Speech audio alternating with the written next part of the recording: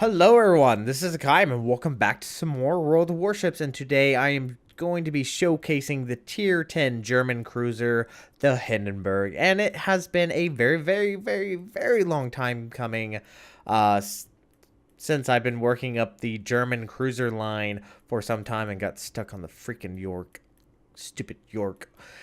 Anyways, so today we are finally showcasing the Hindenburg, and do apologize about that, but I had to do a quick battle in the Emden. Yes, I did get the Emden in a Christmas gift, but that's besides the point.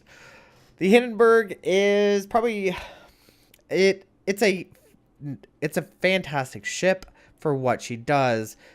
As you will see in the battle, she does huge AP damage, but it always comes down to the German penetration on her shells. So anyways, let's quickly look at the stats. She has 51,900. The Des Moines has 50,600, and the Zhao is sitting at 40,000. So as far as those three original tiers, besides the Moskva and the Minotaur, she has the highest. I believe the Moskva has even higher health than she does. Obviously, the Moskva is more like a battleship, and I can't remember what the Minotaur is like. But she is probably the second highest as far as health points in the game as far as German cruisers are concerned. Her armor is thin. It's still fairly thin. Compare it to the Des Moines, which has 152, and the Zhao, which has also 152. So the Hindenburg, let's quickly jump back, has I believe the second thinnest armor. I believe the Moskva has a little bit thicker on some sections. So she can't do the whole pushing in like a Moskva or a Des Moines can. She's very similar to how the Zhao operates, more at longer range, firing those shells of AP and HE. AP preferably, because her AP, like I said, does fairly significant amount of damage. Now, artillery, you have 4 main guns, so you go back to the 2-2 setup, 2 in the bow and 2 in the stern, and they are triple turrets, which is fantastic, very similar to how the Rune plays. Her reload time is 10 seconds, with a 180-degree turn time is 20.7 seconds. Max dispersion is 163 meters, with a max HE damage of 2,500. Now, my Hindenburg is a little bit different, probably to some others. Some probably have gone advanced firing training. I went for demolition expert, so my HE actually does a little bit more, does 16%. This will probably be the last time you'll be able to see a 3% increase to demolition expert, as the new and upcoming update is coming out here soon. Don't know exactly when, but that demolition expert is getting a nerf, so it's going down to 2%. So this will be the last time you'll be able to see a Hindenburg with a 16%. Now, her AP damage is fantastic, 5,900. We compare it to the Des Moines, which has 5,000, and the Zhao, which has 5,400. I believe the Moskva is very similar. Let me actually quickly take a look at the Moskva. Don't have the Moskva yet, but I'm getting there. Quickly jump over. The Moskva has 5,800, so the Hindenburg has the highest damage on her AP shells compared to any of the other tier cruisers. Now, they have a range of 20.7 kilometers. I believe it's either 0.1 more kilometer than the Rune, or it's about the same. So not bad. I mean, she's fantastic long range. Her shells travel at 925 meters per second, both HE and AP. So at range, you can still get those hits fairly easily, as long as you obviously aim properly. Now, her secondaries, you have 8 dual 105 millimeters. They have a reload time of 3 seconds with HE damage of 1,300. And obviously, due to demolition expert, has a 9% fire chance, but the firing range is 4.7, so a little bit less than the Rune, but that's all right. It's not very often that you get in close. It is possible to be a close quarter combat Hindenburg, but it's not usually the best idea. Now, the torpedoes is definitely an upgrade. It's almost exactly the same as the rune, but you have 2 on each side instead of the 1 on each side like the rune had. And they are 90 seconds on reload and 13,700. Not as powerful as the Zhao's torpedo, which have almost a 20k torpedo damage, but you also don't have the range as well. You only have a 6 kilometer versus an 8. So that's something to keep in mind. And the speed on the torpedoes is 64 knots. AA defense is pretty good. You have 4 dual 20 millimeters with a 2 kilometer range, 18 damage, 9 quad 20 millimeters with a 60 damage. Then you have the 2 single mount 55 millimeters with a 5 kilometer range, as well as a 7 dual 55 millimeters with 5 kilometer, and then your secondaries obviously work as additional AA, which are 146. So not as powerful as the Des Moines, obviously, but you can also increase the range with advanced firing training, which will buff your AA a little bit more. Now, maneuverability, she's a little bit slow, 31.5 knots. I believe she is either the second slowest or is the slowest. I believe she's actually the second slowest if memory serves me. Might be wrong, but yeah, she's a little slow. She has a rudder shift time of 9.7 seconds, which is not terrible. Des Moines has a rudder shift time of 6.9 seconds, and the Zhao has a rudder shift time of 6.1, and obviously they are a little bit quicker than the Hindenburg. Now, as far as concealment, she has a concealment of 12.3. I believe she's a little bit less stealthier than the Des Moines and obviously the Zhao. Not as bad as the Moskva, but still all the same. As far as invisifiring, you do have a, I believe it is a 20. Let me quickly do my math. Got to crunch those numbers. You have a 2.3 kilometer invisifiring. Not as big as the rune. The rune, I believe, had an additional kilometer to work with, but at least you can still invisifire. And detectability range by air is 8.4. So that's something to keep in mind. As far as modules, I went for the standard. I did go for gunfire control, which does increase your range on the Hindenburg, but it is feasible to go with the main battery modification 3, get the reload time down a little bit quicker and be a little bit more aggressive. That's if you play the Hindenburg a little bit more aggressively. I tend to play it a little aggressively, but I went for the range because I like having that additional range, because you are most times fighting tier 10 ships, and especially the battleships will always outrange you at all times. So it's always nice to be able to invisifire and able to take on those battleships at range and be able to avoid them. As far as commander skills, very similar setup: basic survivability, basics firing training, expert marksman, superintendent, demolition expert. Like I said, you could always go for advanced firing training, which will buff your AA defense, and then concealment expert. Almost always recommend concealment expert just so you're not that easy to detect. But other than that, we are going to go ahead and jump into a replay with the Hindenburg. So I will see you guys there. All right, everyone, welcome back to a replay with the Hindenburg. And the Hindenburg is a fun ship. I seriously think she's an upgrade from the Rune. Don't get me wrong, the Rune was a fantastic tier 9. Probably sits right alongside with the Donskoy and the Ibuki. Now, the Hindenburg is quite considerably different, but let's anyway quickly point out what we're playing on. We're playing on Hotspot. We have a Lexington, Yamato, North Carolina, Samagi, Hindenburg, Zhao, Neptune, New Orleans, Tupolev, Yugamo, Benson, Shikaku, Yamato, North Carolina, Turbits, 2 Des Moines, a Donskoy, Atago, Kutuzov, Fletcher, Yugamo, and Benson. And if you can see on the map, there are only 4 ships on our side, while the majority of our team is over north of sea. So, beginning of the match, I figured probably leaving A would be a good option. It really would not prove beneficial towards trying to maintain and capture A. Now, the Hindenburg still has that fantastic range, 20.7 kilometers. But it does not have the same invisifiring, as you will see when we fire guns. It really doesn't have that potential. You can still invisifire using concealment expert and using concealment modules, and this Neptune's going right in front of us, having to slow down as soon as we are detected. Great.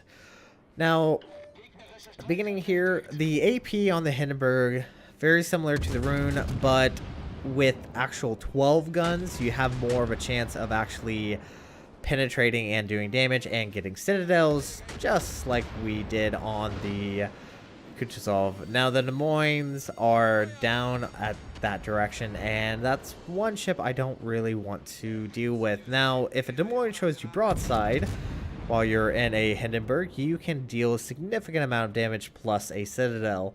Let's see if we can actually get damage. Five penetrations did about 5k, give or take, and everyone decides to focus on me, but we're behind the island and we're out of harm's way. Now, our team is moving into both B and C. It looks like we do have a destroyer that is currently capping B, and the other destroyer is currently capping C as well. Now, the enemy Yamato is currently down south towards C, and our Lexington, yeah, we had kind of a potato CV. I will admit this. Just keep an eye on the CV. You guys decide whether or not he was potatoing, but he also hasn't sent any planes out, and it's over 3 minutes into the match and there's no planes coming out of his carrier. Now, it's possible he was had a long loading time. Does happen, and it's very detrimental for a CV player. If you are very late to a game, the enemy carrier will have a much better time as far as controlling the skies than you will. But Otago pops up, AP out, and let's see if we can get another citadel. Now, you can see when we fire our guns, ooh, we even got a citadel on that Otago, very nice. When we fire our guns, we only have about 2.3 kilometers, so one less kilometer of invisifiring than anything else. Now the Yamato sees us, and yep, it's time to dodge. Do not want to get hit by those huge 18-inch shells. Let's dodge out of the way. Ooh, very nice. Missed all of us. The Otago is bow in, and like I said, the Hindenburg's AP is phenomenal, but if you miss a target completely, doesn't really help you there. Now, with German AP, you have less of a penetration value. We did get around 2.5k worth of damage, and the Des Moines are firing on us. The Fletcher is firing on us. Yeah, there we go. Citadel did well over 9k there. Very nice. Can we finish off this Otago? That would be nice. There we go. Another Citadel and first blood for us. Donskoy is currently backing up. Probably should have led that a little bit better. I think I did not lead him quite enough. Now the Fletcher is pushing up. We do have an Amagi that is trying to get away. This Fletcher's in a bad position. Switched over to HE. Can we help take out this Fletcher? That would be very beneficial for us. We have a Tirpitz, I think, is firing on us, plus the Des Moines are firing as well, and the Fletcher does go down to the friendly Benson, but at the same time, this poor New Orleans does go down to the Yamato, and then Donskoy goes down to the friendly Yamato. Very nice. And we lose the Neptune. Poor Neptune. I've heard really bad things. Well, not so bad, but some issues with Neptunes, to say the very least. Now, the enemy Yamato is making, I don't want to say a serious lack of judgment, but essentially he is by himself against 5 ships. A Yugamo, Zhao, North Carolina, a Yamato, and a Chapayev. Said that name a little bit weirdly. Did switch my attention over to the Yamato, switched over to AP. See if we can get good penetration damage on this Yamato. Looks like he just turned after I fired my salvo. Can we get some good penetration damage? Lexington finally has planes out, but at the same time, he's been moving away from his spawn the entire time, and he's been moving towards the enemy team. The Tirpitz in North Carolina and the Des Moines are all within range, and the Lexington is not a ship well known for its stealth, to say the very least. Now with the Hindenburg, you have actually a couple of choices as far as builds, and we did get a fire on that Tirpitz. Very nice. Now you can either go for range, is what I've done with my Hindenburg. I have the range increase on my Hindenburg, or you can actually opt for higher reload rate for your guns, which actually does prove very beneficial. It does only add about, I believe, 1 or 2 seconds on your reload, but that increases your damage output. And if a battleship shows you a broadside, ooh, that's a lot of damage. Now we do get another fire on the Tirpitz. Looks like he is still currently being burned alive. Very nice. And at this time, we're just going to move south a little bit. Our team is in the lead. They've lost their carrier. We've only lost 2 of our ships. And there's a Des Moines showing us a nice little broadside. Be shame if you got a Citadel. And the Tirpitz is slowly burning alive, but we do lose our Lexington to the Tirpitz. And no Citadel, only over penetrations. Great.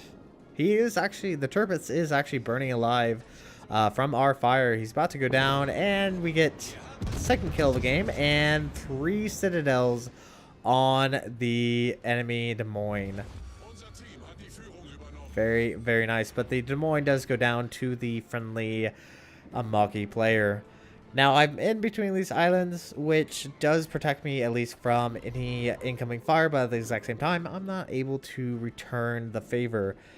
And we are detected by some planes, but I went ahead and popped my hydro because we do know there was at least a Yugamo around here somewhere, and the Des Moines just went down to the friendly Amagi as well. Very nice. Good job. There is the enemy Kutuzov, the same Kutuzov, the very first Citadel of the game. Let's see if we can help him go to the bottom of Davy Jones' locker. And we popped our hydro, and with the German hydro, you have around 5.8 kilometer detection on enemy ships. And we do spot the enemy Yugamo, and the enemy Yugamo was probably planning on torping the friendly Yamato, and we get 2 Citadels on that Kutuzov. Very nice. Dropped him to 8,000 points of health, and he decides to smoke up. Now at this point, the enemy Yugamo is trying desperately to find a good time to use his torpedoes, but with our hydro up and active, we're able to at least spot his torpedoes if he does decide them, and I'm gonna go ahead and start pushing out. Now the Chepaev has line of sight on this Yugamo, and the Sao takes out the Yugamo.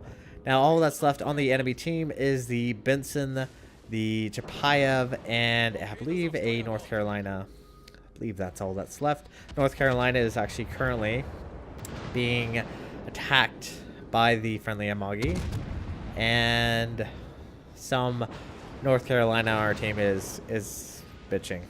You know, this is what you would normally expect from a MMO if you have someone that thinks they're far superior. Anyways, we are being spotted by the enemy North Carolina, and the Kutuzov is in his smoke screen. But unfortunately for us, my hydro just went down, so I'm not even going to be able to spot the Kutuzov if I even get close to the smoke screen. But next thing I can do, at least, is fire approximately where I saw his shells come from. And for our reward, we get a penetration and 2 over penetrations. Now, we aren't being spotted, so that means the Kutuzov can no longer fire on us. But at the exact same time, he's not firing as well. And there he is. And we left him on 102 points of health. Great. 1 over penetration later, and 1 dead Kutuzov, but he does give us a parting gift with a torpedo, but we should be fine. Benson's all that's left on the enemy team, and he's going to go down here very, very shortly. So our team earned a victory, and we earned 411,607 silver, 9,230 XP, and 462 free XP. We did earn First Blood. We did 136,103 points of damage, 130 shell hits, 1 plane shot down, 4 incapacitation, 3 kills, 2 fires, and 9 citadels. And of course, we earned top of the team. Not that this always happens, but this time we earned top of the team with 3 kills and a base XP of 2,017. And as far as armor piercing damage, you can see we fired 114 and we did 114,541. We did over 35,000 to the Kutuzov, 28,000 towards the Hakaym, and 20,000 towards the Tirpitz, which I kind of have to admit, I kind of stole the kill, but the fire was a fire and it helped to take out the Tirpitz. So after everything was said and done, we brought back 187,667, and I really have to say, the Hindenburg is a really fun ship, albeit it feels like sometimes you have to treat her like a sniper, keep her at longer range, because she doesn't fare very well being in those close quarter combats. Now, if you did go for the reload, which will really help you when fighting more close quarters, will help you against say a Des Moines. Now, against a Zhao, it's essentially a Hindenburg is the Zhao's counterpart. Instead of HE, it fires AP. So thank you guys so much for watching, and if you like what you saw, hit the like and subscribe button. You guys have a great and fantastic day. Zaijian.